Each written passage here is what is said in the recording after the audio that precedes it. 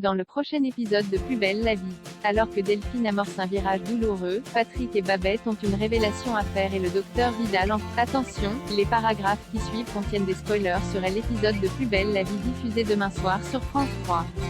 Delphine s'inquiète pour Théo. Franck et Delphine constatent que Théo sort du tripot clandestin au petit matin après y avoir joué toute la nuit.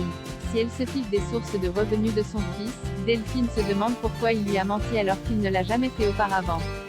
De retour chez elle, Delphine décide de confronter Théo sur ses activités. Ce dernier la rassure, affirmant qu'il recherche des clients au tripot et que c'est normal si le siège de la BNIP ne connaît pas son prénom.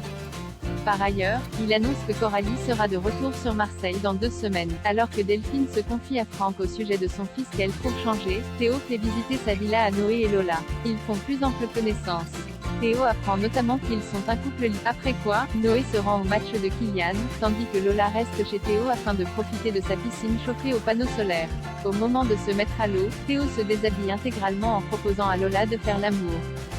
Les Nebou disent la vérité aux Bauer lors d'une conférence de presse.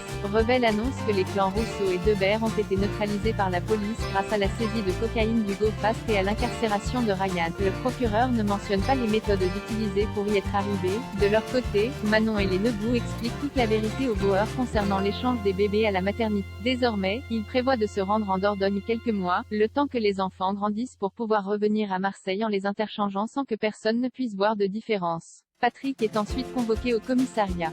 Cissé et Rebelle l'informent de l'ouverture d'une enquête de l'IGPN. Même s'il y a peu de chances qu'il soit radié, il est contraint de rester sur Marseille. Patrick déclare alors à Babette qu'elle devra partir sans lui avec Manon et les enfants. Rocha est en danger de mort. Constatant l'absence de Rocha au lycée, Blanche questionne Nathan et Mousse. Ces derniers ont entendu dire qu'il était parti en lune de miel, ce qui étonne beaucoup Blanche au vu de l'état de santé du proviseur.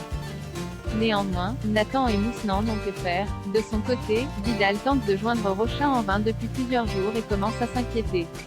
D'après les symptômes qu'Émilie lui décrit, il soupçonne que son ami souffre d'une intoxication alimentaire ou d'un empoisonnement. Quand il croise Malika à la coloc, il en profite pour prendre des nouvelles de Rocha. Sa compagne affirme qu'il va mieux depuis qu'il a vu un médecin à l'hôpital.